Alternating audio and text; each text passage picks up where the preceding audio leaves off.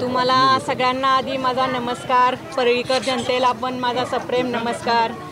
नगरपालिकेचे इलेक्शन चालू आहेत, प्रचार फेऱ्या चालू आहेत, खूप चांगला रिस्पॉन्स महायुतीच्या बाजूनी लोकांनी दिलेला आहे, लोकांमधला उत्साह दिसत आहे आणि साहेबांच्या बाजूनी वातावरण आहे।